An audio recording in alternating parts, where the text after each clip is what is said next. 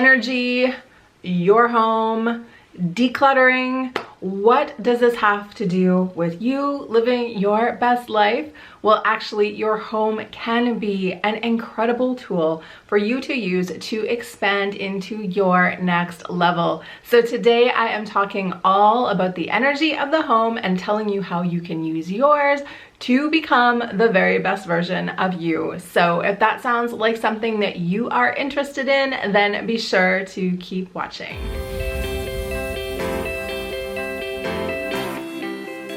What's up, my friend? Welcome back to my channel. My name is Jen. I am a spiritual life and business coach, and this is my YouTube channel.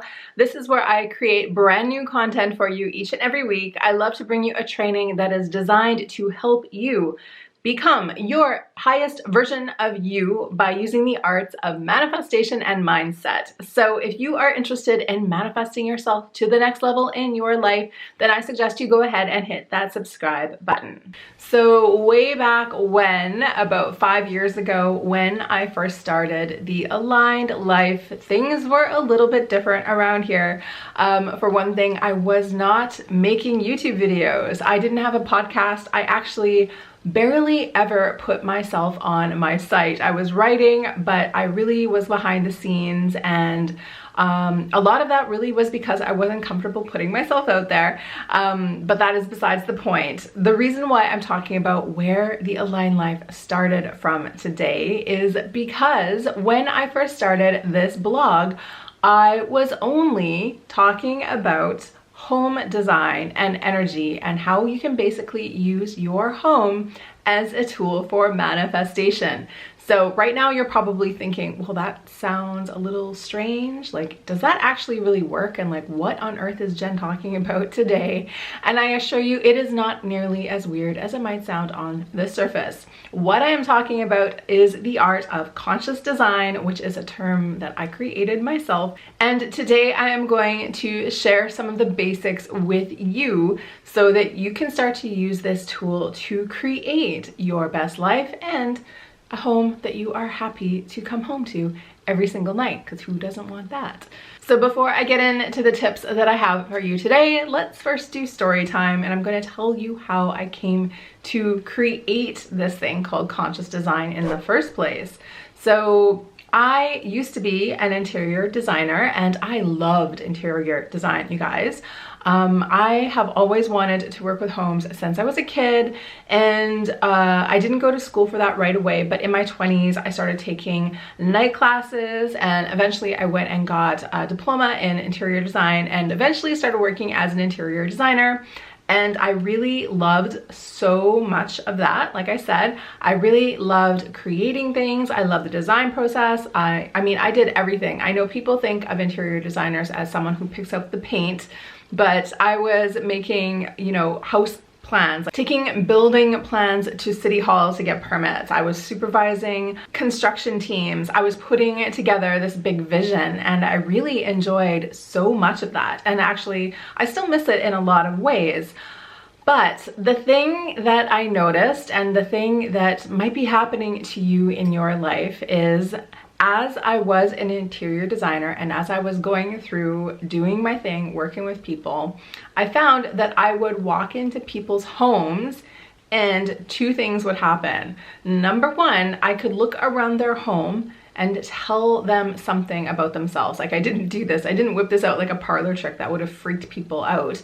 But I could tell how people viewed themselves and viewed the world by looking at their home. And I'll get more into that one in a second. The second thing that was happening to me is that I was noticing that I wanted to talk about these other things. So for example, I would walk into someone's home and notice that this person seems to be having a lot of fear, a lot of anxiety issues. Yes, you can tell these things from walking into someone's space. But I would also want to talk about that stuff. I would be like, okay, so how can we help you to feel better, to feel more confident, to get out of this?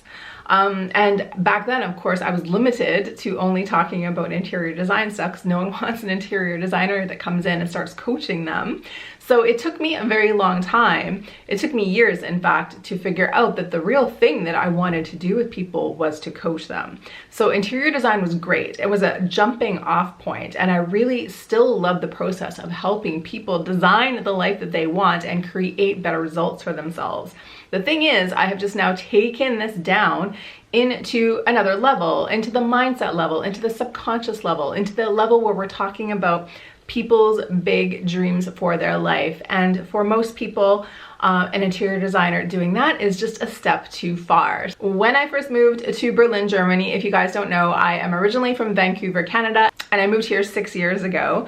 I came here with this idea that I wanted to write a book and that I wanted to start this business, and that all eventually turned into the online life that you might be familiar with today. But it has shifted and grown over time as I have grown, and now my approach is completely different from where it began. And so it has been a little while since I have talked about anything to do with the home here on the channel. I've never done it on the podcast, and I haven't even written a blog post like this in a very long time.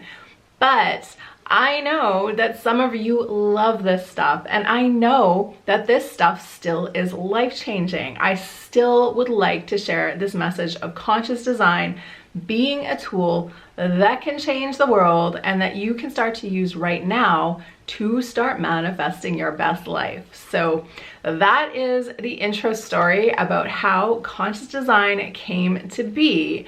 So with that all being said, let's talk a little bit about what conscious design is and how you can start to use it in your home. So from the outside, conscious design is basically not going to look that different to somebody than normal interior design, but conscious design is really all about the intention, and it is all about setting goals and thinking about how you want to feel, and then using your home as a tool to backwards hack your way into that. So of course that makes sense, right? Like, we think about vision boards in the world of manifestation all the time. It is super common for someone to think about the life they want to manifest and to go out and create a vision board that they're going to then look at and try to use as a tool to tap them into creating that vision. So basically what I'm saying with the tool of conscious design is that you can use your entire home as a vision board. You are actually living in your home, and your home is a unique place because it affects the way that you feel, and you are the one who designs it. So I know when I say that, somebody who is renting maybe a basement flat somewhere is like, well, I don't really have any control over my home. Like, it's too dark and I wish this was different and I wish that was different and I don't have enough money to rent something bigger. And that is totally okay. I am not saying in the world of conscious design that you have to have millions of dollars and to go out and, buy all brand new designer furniture in order to have this work. We always have control over our space, even when we're renting, even when things are tight, even if we don't have a lot of money. So that is the first principle that I want you to know about conscious design. This process is something we all can do, and in fact, we are all doing it. Like I say with manifestation, I'm not really teaching you how to manifest. I am teaching you how to manifest consciously. So the same thing applies to the world of conscious design. You are designing a space even if you're not aware of it. If you rent a room and you just throw your stuff in there and you don't think about it and you tell yourself that it doesn't really matter, that is an approach to design, and you are living within that space. You are reaping the rewards of somebody who doesn't care about their space. So every time you go in there, you have convinced yourself, I don't really care and it doesn't really matter. But some part of your brain is picking up on that. Some part of your brain is thinking, I don't really matter because I live here. So what does that message send to you over time? Is that message going to help you to achieve your goals? Or is that message going to gradually erode at even your ability to go out and change things? I'm suggesting that just in the way, taking care of your body, taking care of your wardrobe, presenting yourself to the world in a certain way, these things can have an actual impact on your results. Well, your home can have the same impact. And again, it is going to be really difficult for you to become your next level self, if you are living in the equivalent of a 20-year-old's dorm room when you are not a 20-year-old.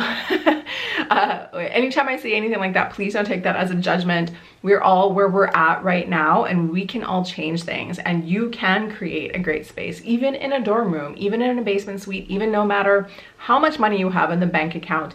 This is all an attitude, not a specific design formula that you need to go out and buy. So the second principle of conscious design was something I just touched on, and this is the fact that we create our own feedback loop.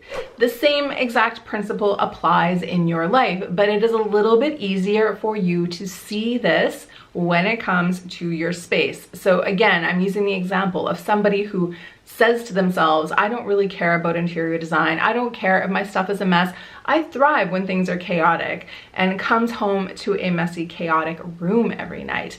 Yet that person, I'm going to suggest, is also carrying out those messy, chaotic results into the rest of their life. And perhaps they are wondering, why is my life so messy? Why is my life so chaotic? So it isn't so much that the mess at home is the problem. It's a problem that you are internalizing that mess, and you are thinking that this is what you deserve, and you are thinking that it doesn't really matter. And as I always say, the way you do one thing is the way you do everything. So if you cannot get it together enough to care for yourself in your own home, you are probably not caring for yourself in all the other areas of your life. So do you see how this is starting to come together? We created that feedback. We, at some point in time, decided this room can look this way and it doesn't matter, even though it actually does. In fact, it matters so much, you guys. You spend so much time, even before the lockdown, even before Corona, we spend a lot of time in our home. So while you are sitting in your home and you're thinking that you're not paying attention, your subconscious mind is still looking at everything. Your subconscious mind knows that your drawers are overflowing with junk. Your subconscious mind knows that there is a stack of unpaid bills over there. Your subconscious mind knows that your ex's sweatshirt is hanging out in the bottom drawer of your dresser. Your subconscious knows it all, and you can pretend to your conscious mind all you want that it is okay and it doesn't matter and you don't really see that stuff, but it matters. Your conscious mind is taking it in, and if it is taking it in, it is expending energy on it.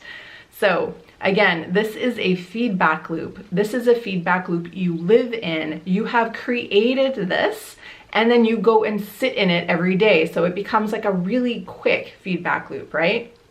Yes, we also go to an office usually for work. We go out of the house sometimes, but your office is not in your control. Like, you can probably control your desk if you have a desk situation, but the home is the place that we have control over. Even if it's a dorm room, even if it's a rental, no matter where you're at, this is the one place you have control over. So I find it really interesting that people think that they don't have control over it, or that they would rather believe that it doesn't really matter, rather than understanding just how important this one key element is to their success. So that all brings me to the next point I want to make about conscious design. And this has a lot to do with a magical principle that I actually talk about quite a bit here in videos and on the podcast.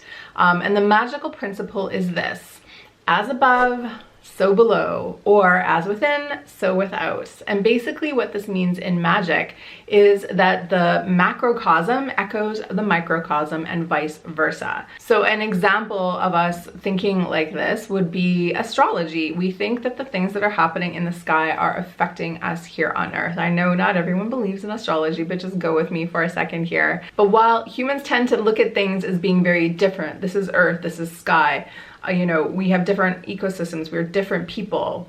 It is actually a fact that sometimes the things echo around our life. And like I said in the last segment, the way you do one thing is the way you do everything. So what happens, again, when you are neglecting your home? What happens when you are ignoring your needs at home? What happens when you are telling yourself you should settle for this, or that this is good enough, or that you shouldn't ask for more in your home space? The thing is, that attitude is definitely going to carry over.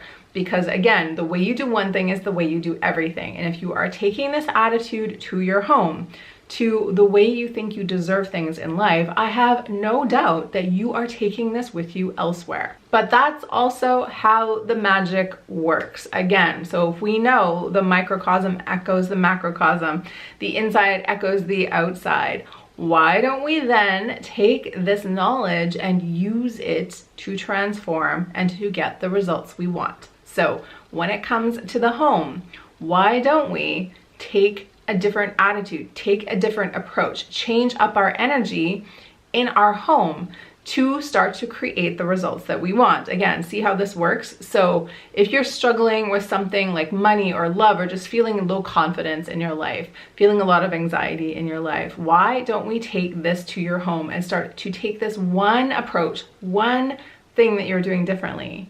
Managing your home, looking at your space as an ecosystem, thinking about it this way. And then that attitude, even though you're not going to actually go and try to do everything, change all the areas in your life at once, just changing this one part of your life will have a ripple effect on everything else. Because again, everything is affected. And the thing is, when you start to think of yourself differently, when you do the all-important identity shift, when you step up and decide that I want more than what I'm settling for right now. I want more. I deserve a nice place to live. I deserve to feel comfortable at night. You are going to start demanding more in the other areas of your life. Everybody has this little comfort zone of where we feel happy in our life, where we feel cozy. The thing is that most of us, our top end isn't high enough and our low end is too low. So what we really need to do is to push our little comfort zone up higher than where it is. So when you can set a new boundary for yourself in just your home, in nothing else in life, just in your home, that is going to create new boundaries in other areas of your life. And that is how you are going to be able to start to step in to this new level version of you. It is because you've set a boundary. It is because you've set new goals. It is because you are thinking of yourself as a whole new person, as a person who deserves to have more. And that is the magic of conscious design. Okay, so I've explained to you now the short version of how conscious design works. And basically, I'm hoping that you're now on board and thinking it is so important for you to take care of your space. So I know now what the next question is going to be. The next question is going to be, well, how do I do this? Like, I'm not an interior designer, so how on earth do I start to take care of my space to become a conscious design kind of person? So again, like I said at the beginning, this is not about having to go out and buy yourself a new designer sofa or whatever it is. You can take some of these ideas and start to implement them in your home right now for free. So I kind of gave it away in the video intro today, but the number one tip I'm going to give you for conscious design is decluttering.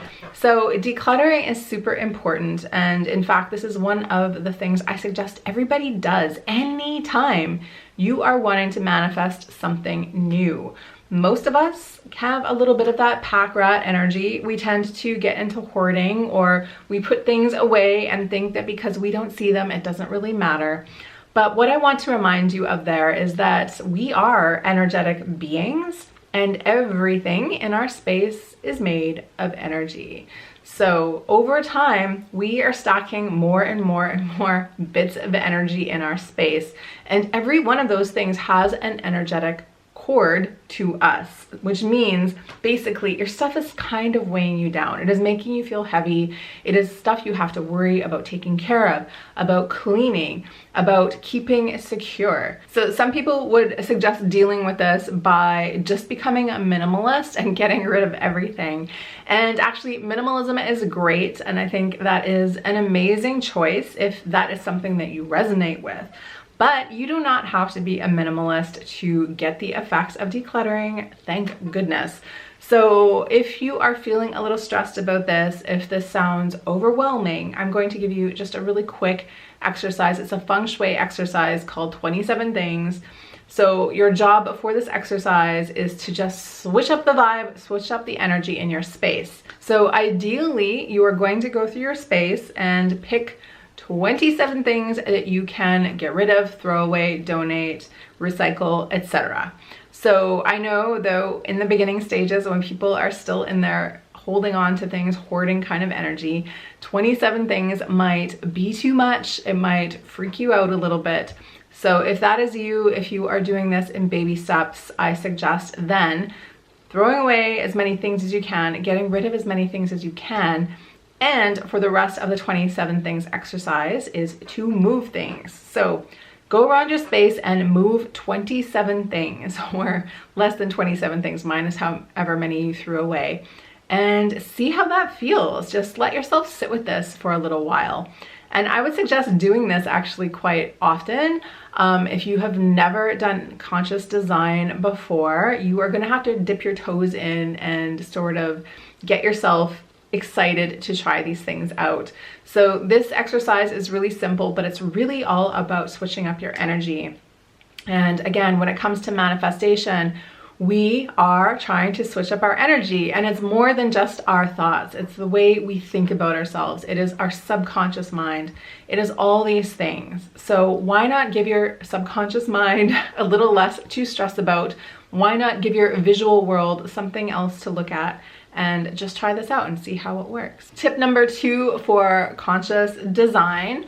I really suggest every person, whoever watches this video, does this at least once, but this is energy clearing your home or energy cleansing your home. I've referred to it as before. And the more popular thing to call it is smudging, but I'm deliberately not using the word smudging as to not culturally appropriate the Native American tradition.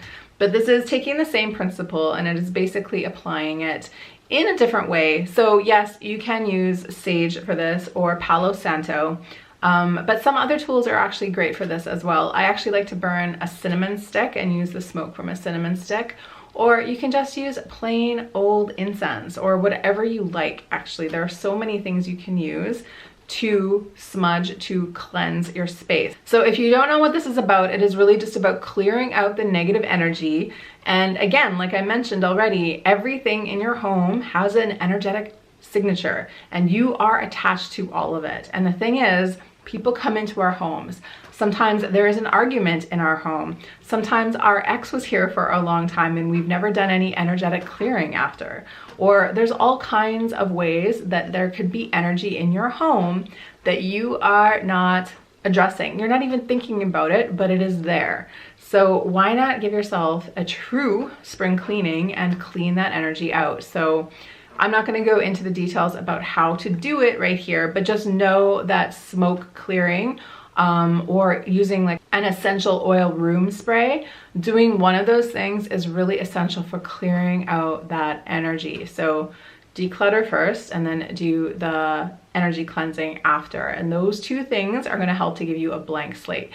You should be doing the energy clearing on yourself as well, my friends. So, you know, smudge yourself, smoke clear yourself, do the things on yourself as well. I think perhaps I'll do a whole video on energy clearing pretty soon, because this is something that I actually do a lot and I think about a lot and I've never really talked about here. So get ready for that one.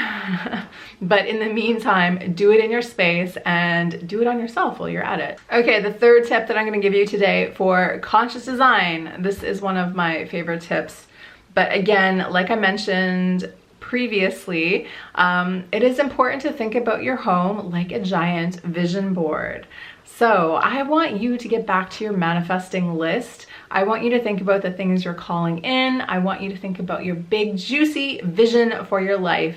And I want you to decide on a token object. That is the name I'm giving something that could be anything, and I want you to put that somewhere in your home that you can see it every day. So again, we're kind of using the same concept as the vision board. So we're doing something, we're putting something intentionally in your space that is tied to where you want to go, to what you want to have in your life. So why not have a little fun with this? Again, this does not require a lot of money. You can go to the flea market, you can go to the thrift store, you can repurpose something you already have.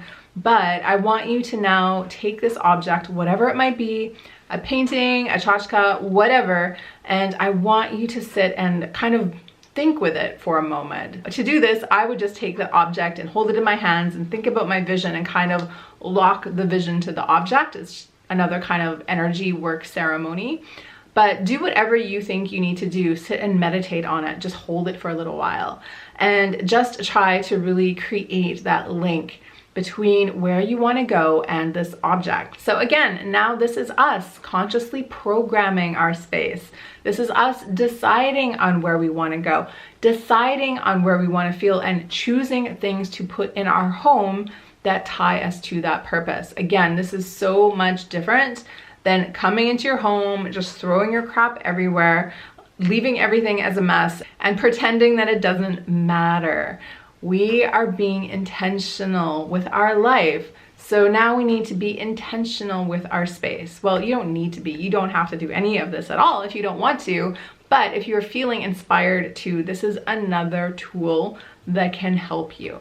So the idea again is to think of your big vision, find an object that represents that and put it somewhere so that every time you walk by that while you're brushing your teeth or making yourself coffee in the morning, part of your subconscious brain is like, oh yeah, we're trying to get that book deal, or oh yeah, we're gonna run that marathon, or oh yeah, I'm gonna go date this person, or whatever the goal happens to be. Your subconscious mind is so important because it's when the stuff is put in there, it is when we actually integrate these things and they become not just ideas that we think about, fuzzy ideas far off in the future. When they become part of the programming in our mind, that is when the true magic happens. So we live in a space that we are in for hours a day, especially right now during a corona. So why not use this as an opportunity to help you lock that in, to help you upgrade and up level and get what you want. Okay, so that is my conscious design training. Of course, I could talk a lot more about all of this stuff. Again, I could talk about energy work, about feng shui, about all kinds of different things. So if you have any questions or if there's something on here you want me to expand on a little bit, then go ahead and leave me a comment below. And if you watched this far, I just want to know who's here and who's not. So if you want to go ahead, you can leave me a comment. I love my home below. I would love to see if you are still here. Other than that, thank you so much for watching this video today. If you haven't gotten it already, please come over and grab my free manifestation planner on the site. I'll leave a link for that in the comments below. If you know a friend that could use this message, go ahead and pass it along to them. And other than that, I'll be back here in next week's training. So enjoy the world of conscious design. I really hope this gave you something to chew on and inspired you to do something magical with your space. I'll be back here in the next one. So until then, I'm wishing you so much joy and so much magic and happy manifestations, my friend.